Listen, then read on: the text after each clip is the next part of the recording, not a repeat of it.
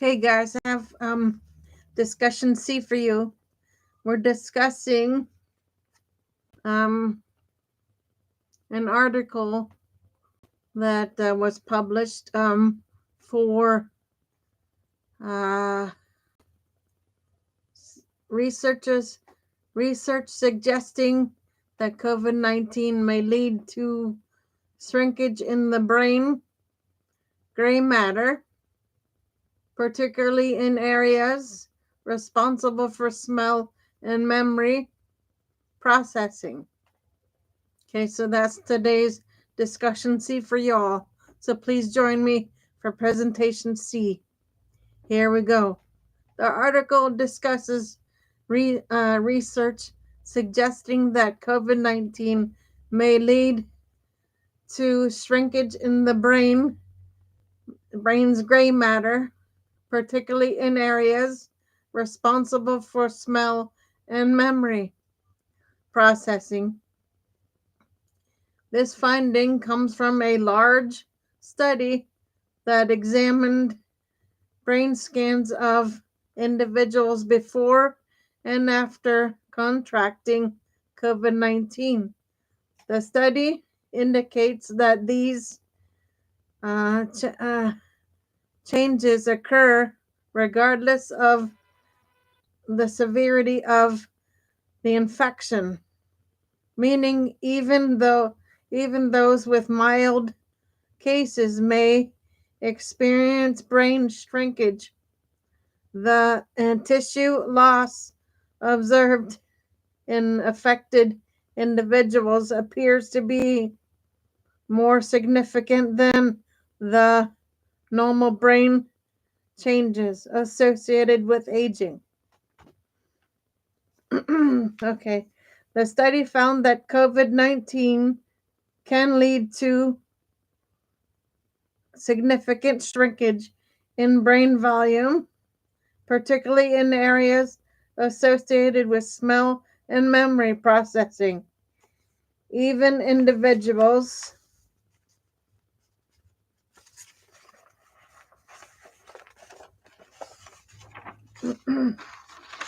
with mild infections showed noticeable changes in their brain structure.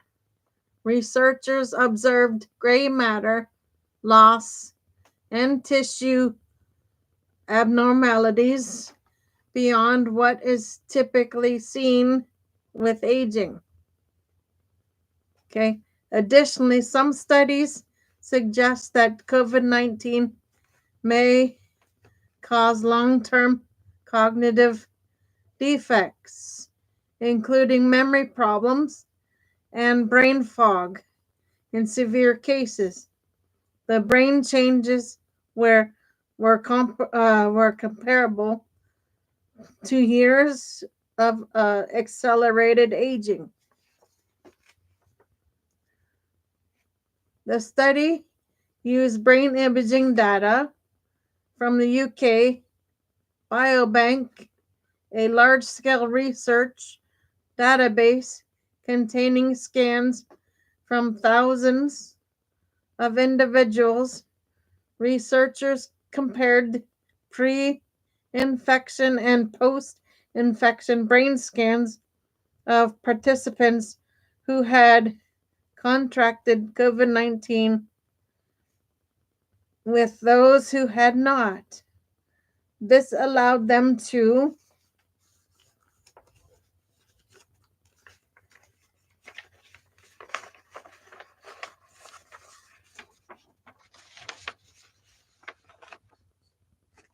isolate changes in the brain structure specifically linked to the virus rather than pre-existing differences.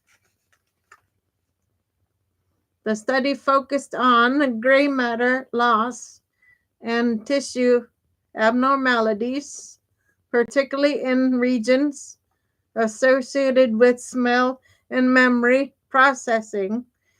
The scans revealed significant shrinkage in these areas, even among individuals with mild infections.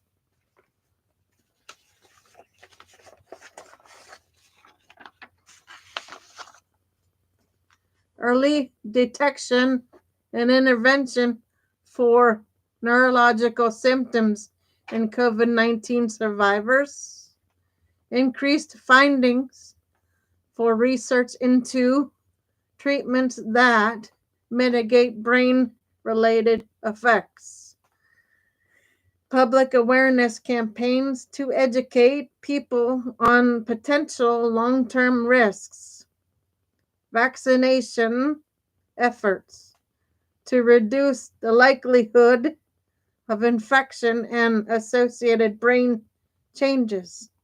Some experts suggest that neurological screenings should become a routine part of post COVID-19 care, especially for individuals experiencing brain fog, memory issues, or cognitive decline. Okay, here's your question for one, guys. Question one: would you like to explore these findings compared to other viral infections?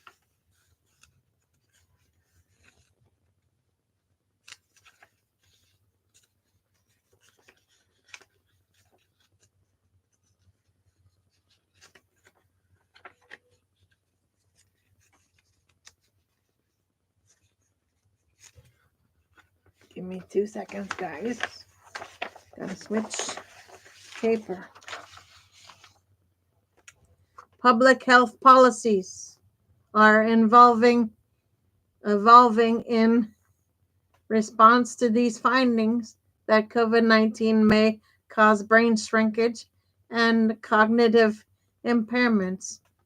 Some key changes include expanded neurological screenings.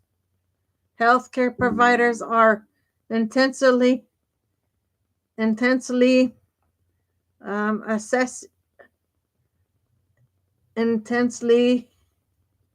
increasingly recommending routine cognitive assessments for COVID-19 survivors, especially those experiencing memory issues or brain fog.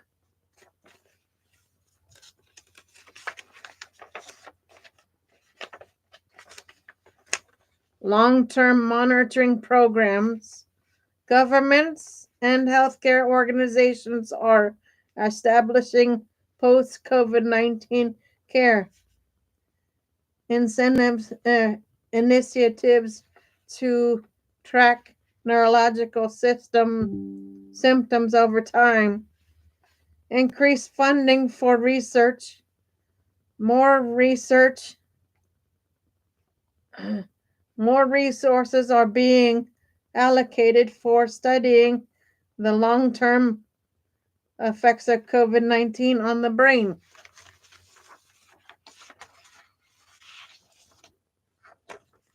Health and developing treatments to mitigate damage. Public awareness campaigns. Efforts are underway to educate the public about potential neurological risk associated with COVID-19 and encourage early intervention. Would you like to explore how these policies compare to responses to other viral infections? Okay, great question. The response to COVID-19 differs from past health crises in several key ways. Long-term neurological focus. Unlike previous pandemics, COVID-19 has led to expanded neurological screenings and long-term cognitive monitoring due to its impacts on brain health. Past crises, such as the Spanish flu or Ebola, primarily focused on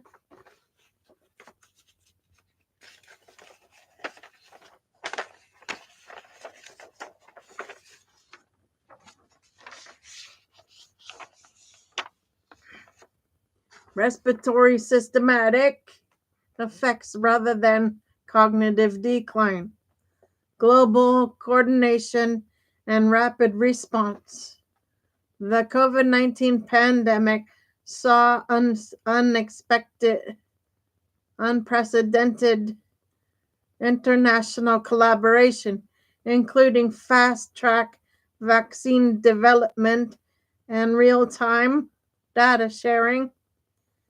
Previous crises, like the H1N1 outbreak, relied more on regional responses rather than un, uh, un,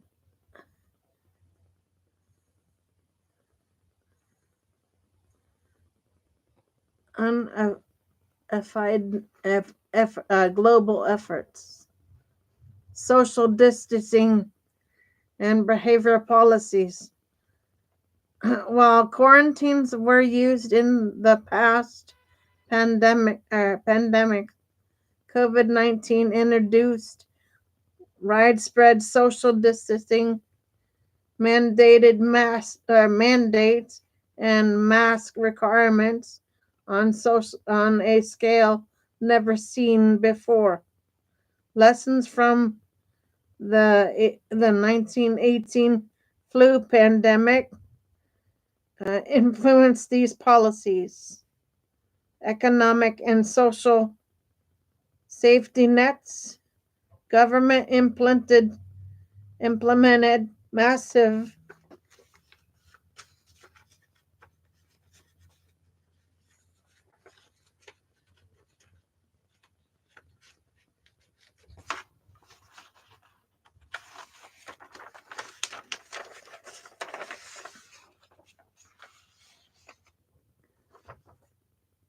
financial relief programs such as stimulus checks and rent moratoriums to mitigate economic fallout. Past crises like the 2008 financial crisis focused more on bank buyouts rather than direct aid to individuals.